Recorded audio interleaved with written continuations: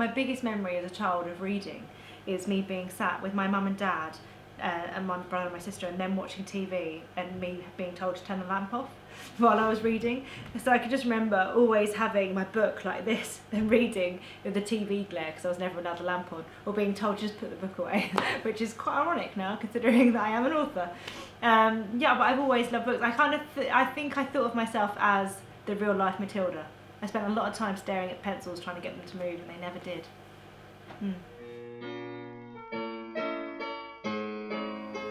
I think your style just kind of evolves the more that you do it. And actually, I feel that each book is different because their characters are different. Because I write in first person, you kind of find the character, and not that you become them, but you kind of say things in their words and in their way. So, you know, Sophie's a bit more reserved and kind of held back in some way, whereas Sarah from Dream a Little Dream is a bit more forthcoming and a bit more foul-mouthed. You know, and I think things like that are really, really fun as an author to kind of find. Because it's not me telling the story, it's them.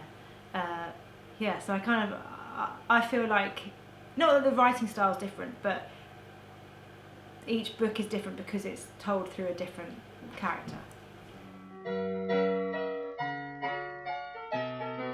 Well, I've written Christmas with Billy and Me, and at the end of that, we know that Sophie surprised Billy and has bought tickets to LA to meet Billy's family.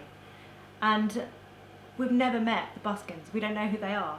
And I just think, well, I felt that it would be such a good like dynamic to see how different they are to this lovely little life in Rosemont Hill. You know, they live in LA, it's bound to be a little bit bonkers and just very, very different. So I just thought it would be lovely actually to see Sophie in that setting and see how she copes, because she's so comfortable in Rosemont Hill and they love their life there and they're in a little bubble, but actually going to LA is just something completely different. So when I started thinking about new novel ideas, it just made sense. It made sense, and Christmas with Billy and Me had been so well received, and I'd loved going back and writing about those characters again, but I just felt that there was more to come from them.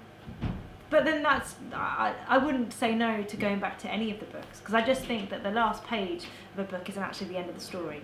Those characters, they live on, they have, you know, they go on, they drift apart, they drift together, they get married, they have children, who knows, they get divorced. And so I think at any point in life I could go back to any of the books and kind of see where those characters are now and just tell the next part of their story.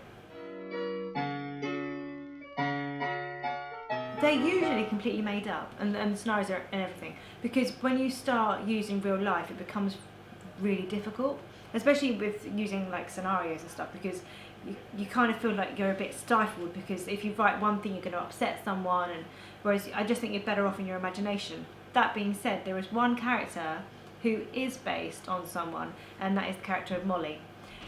She is based on someone I used to work with when I was 13. I used to work as a bucket girl and a florist, and me and Molly used to be front of house every Saturday, and whenever I was off on like half term and stuff, I used to love going in there and working.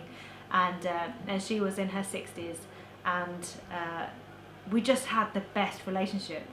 I used to be able to tell her anything. She was just a really lovely lady who knew what everyone was up to in the village. And I completely loved her. So when I was thinking about Sophie, I kind of wanted her to have someone who was that anchor, but not within her family.